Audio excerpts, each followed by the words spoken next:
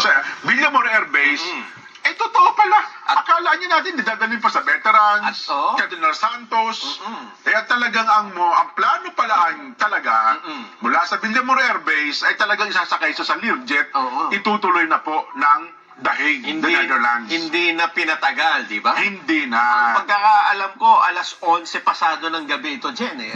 Yan, makikita po natin sa video, para dun sa mga nanonood ng Net25, YouTube at Facebook, habang isinasakay ang dating Pangulong Rodrigo Duterte sa Learjet. Ito yan Facebook Live ni si General Escobar ba? Retired na ba ito? Palagay ko. Retired General Fillmore Escobar. Ayun, siya yung kumukuha sa kanyang live ito eh. Oo. At tapos sinamahan naman ang dating Pangulo ni dating Executive Secretary E.S. Vijaldea. Dalawa atang pulis. Tapos merong isang nurse. Yung nurse. Yun. Ito.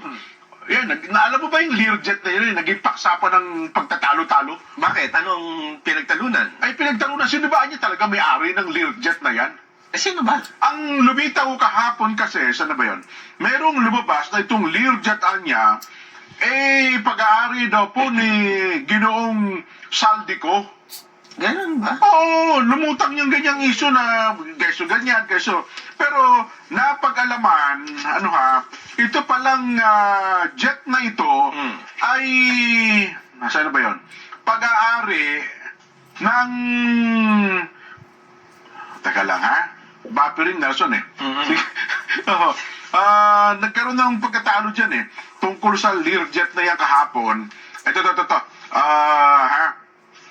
Ito daw po, lumabas kasi doon sa isang online news na yun daw ay pag-aari ng Challenger Aero. Hindi pala pag-aari ni Ginoong Saldico yung Learjet na yan.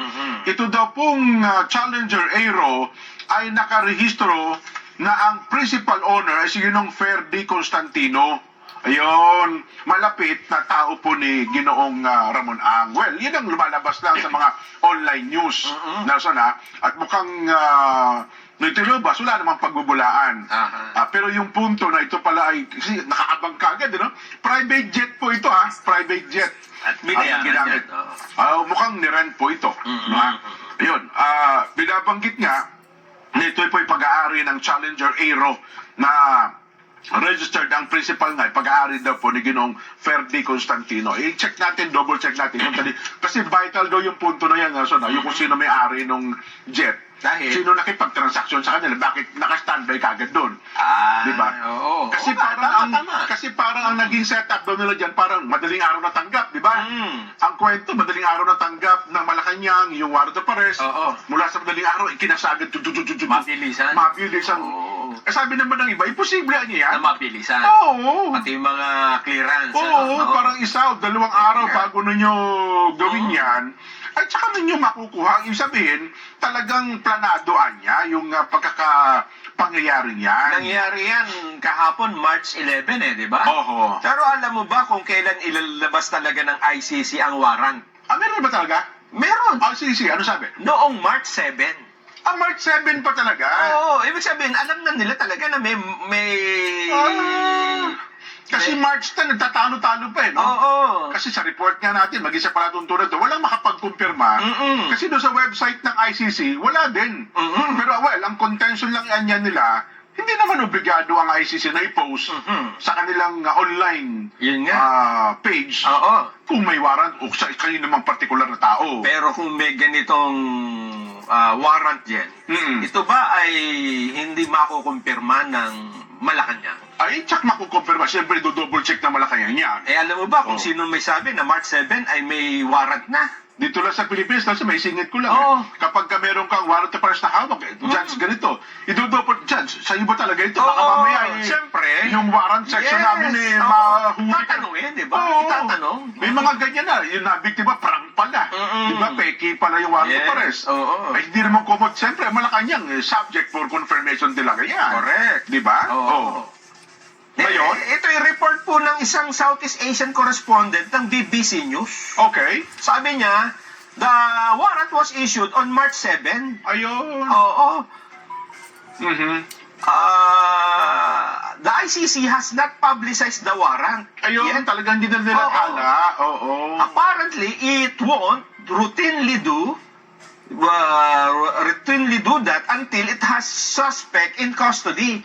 Talagang hindi nila nilalabas. Practice pala talaga nila. Mm-mm. Maliban ng kapag nasa custodian na nila, yung, Yes. yung subject ng warrant. Pero siyempre, Okay. dapat ipaalam mo yan doon sa gagamitin mong Ay, siyempre. aresto, di ba? Oo. And therefore, matagal na nila alam to, Jen. Oo. March 7. Kung March 7 pa eh, di ba? Oo. Di sa'yo last week pa yan. Oo.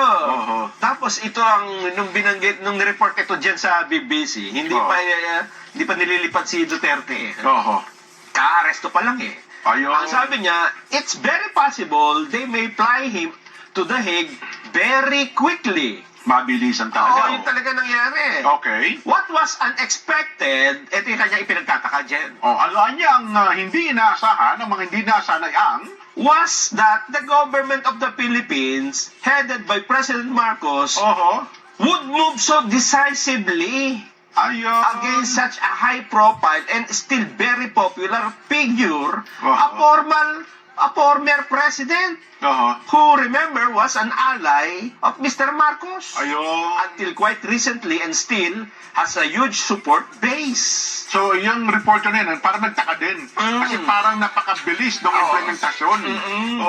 Kasi may planado talaga eh. Yeah. Oo. Ito masabi niya, President Marcos had said Oo. he would not cooperate with the ICC investigation. Okay. And remember, the Philippines under President Duterte has actually left the jurisdiction of the ICC. Mhm. But the prosecutors there have been investigating alleged crimes against humanity. Oo. The killing that were on drugs, from before the time of the Philippines in 2019. That's why they still have a mandate. Ayun. But now, what I think expected President Marcos to move so decisively against his former ally, now bitter political rival. And I think people perhaps weren't expecting the possibility that for President Duterte, it might get well be flown immediately to The Hague. Yun nga ang nangyari. Hindi nila inaasahan yun. Na ganun kabilis, di ba? Na talagang hindi na pinatagal ang Pangulong Duterte. Yes.